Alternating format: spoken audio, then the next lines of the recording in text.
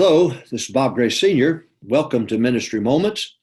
Lord willing, every Friday, 3 o'clock Central Time on this YouTube channel.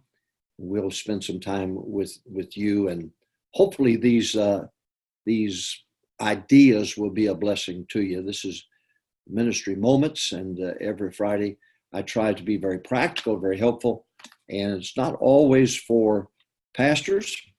Sometimes it is, sometimes it isn't. And today I want to talk to you about helping and reaching the poor. Helping and reaching the poor.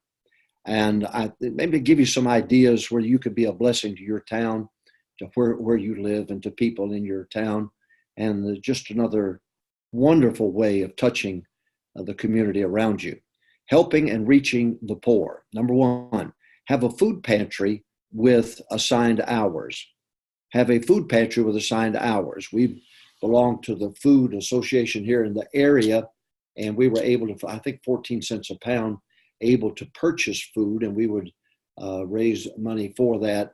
And so we would have food available, but we had irregular hours. Every 2 to 4 every day, people could come to the office. Brother Paul Duckett Jr. was the one who was the pastor in charge of it. And so they would come by the office from 2 to 4, and that's when they were able to get the food, and also Sunday after church, morning and evening. Number two, have a clothes closet with regular hours. Have a clothes closet with regular hours. We had a place where we had clothes, and sometimes girls would come dressed very immodestly, and we would have wraparound skirts, and we would have things like that to where we could hand to a bus rider. I think a lot of times we scold them because they don't dress right, don't have anything to dress right with.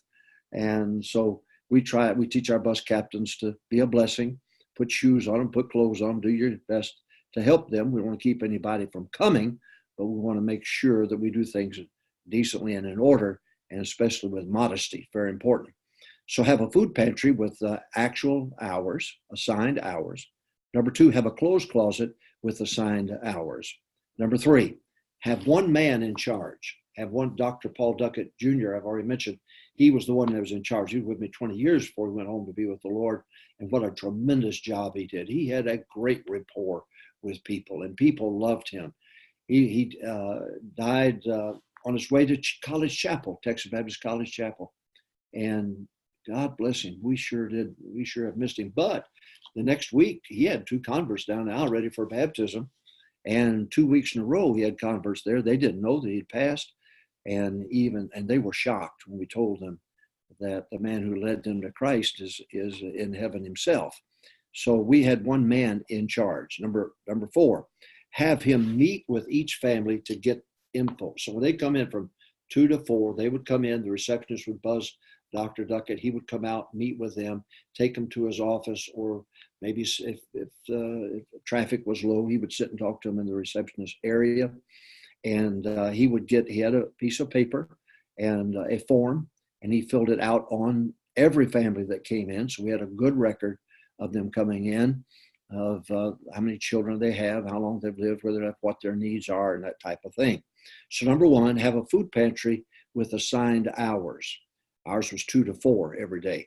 Number 2, have a clothes closet with assigned hours. And again, we used the wraparound skirts for teenagers who would come in and dressed immodestly. And boy, I don't know how in the world these parents let these kids out in public. They took this half-off sale seriously.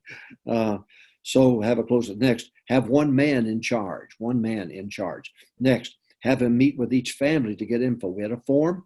We wanted it filled out when he met with them. He'd give them the gospel. Number 5, I've written it down, a good time for him to give them the gospel. And Brother Duckett had people saved every week of the world just from the food pantry and the clothes pantry. Next, fill out a form and make sure it's first come, first serve. Fill out a form, something you're going to hand to the pastor on Sunday night after the day's activities are over. But it needs to be first come, first serve. So whoever came first would be at the top of the list, and so on, and the need. If it's $200 or $100 for rent or utilities or whatever it might be. Now, we didn't do that for a single man. We did it for families. If you're a grown man, you can make it on your own and ought to make it on your own. We're not going to this gleanings offering, what we did on Sunday night was for families with children to take care of them. So number one, have a food pantry, but make sure you've got us assigned hours. Ours was 2 to 4 every day. Number two, have a clothes closet with actual hours. Next, have one man in charge. Just have one man in charge. That way, communication between them and him, it won't get tied up between 2 or 3 people. Next, have him meet with each family to get the info. So we had a form. He would meet with them between 2 and 4 every day, and he would get their information. Next, it's a good time for him to give the gospel, and he did. Many a time I've walked through the reception area, and I've seen them bow their head, and I've seen Brother Duckett, and I've seen them put their hands on the Bible and pray and invite Christ in. He had people saved all the time. Before he went home to be with the Lord, we had a staff meeting. He opened the door and said, "I can't stay for the staff meeting, preacher," but he said, "We've got several lined up for Sunday for baptism." And I said, "Good." And he said to me, "I love you, preacher." And I said, "I love you, Paul." And certainly a great man, great servant. Next, fill out a form based on first come, first serve. Again, if it's a man, we don't do this. This is for families. All right, number 7, have them attend church. They must come to church. If they want help, then they have to come to church. And it was up to Brother Duckett to make sure and let me know if they're there or if they're not there. So make sure that they understand now they've got to come to church. Next, give the list of first come, first serve to the pastor after Sunday night is over. In other words, we have Sunday morning, then have A, Sunday school, B, Sunday C, and D, and then Sunday night preaching, and then we have the invitation, the baptisms, and then we're all done. Tithes and offerings all taken up, everything's done. Then after it's over, then Brother Duckett would walk over, hand me a slip, and it had a family's name here, family's name here, and he's already looked at him. He's already gone and talked to him. He knows everything about him. So there's 1 family, 2 family, 3, 4, 5. Now, here's what we do. Then I would stand up, what we call, number 9, a gleanings offering. A gleanings offering. You know the story in Ruth, but a gleanings offering. Everything's done. I would stand up and say, I've got 3 families here that we can help with $350 tonight. Now, who will give? Raise your hand. We'll start counting. Okay, $5 here, $20 here, $10 here. And at the end of, I've written it down, I got it off my records here, $325,000 we've raised as gleanings offerings after 29 and a half years at LBT. $325,000 to help people with rent, with utilities, with food, and so on. And we loved helping people. But it was through God's people generously giving out of love that caused it. Now, the last point, go as far as the money goes. That makes sense, doesn't it? If you got $500 worth of bills here to help 4 or 5 families, and you only raised $300, that's it. I can't go any further than that. So we moved those people up a notch to the top of the list for the next Sunday. And so we do our best to try to help everybody. And sometimes it's just impossible. Oh, I remember one great Sunday, a sweet Sunday night. One of our dear ladies, her husband died, and mortgage couldn't be paid, and it looked like they were going to lose the house. And we needed $3,250 on a Sunday night. And Brother Duckett, that's I'll do the best I can. And so I stood and we raised $3,500. Isn't that something? That lady still has her house to this day. Oh, God is so good. God is so good. This is a gleanings offering. This is after everything is done. I mean, the day is over. We've baptized our last convert. We've taken up the offerings, the tithes and offering. Everything's done. We're ready to go home.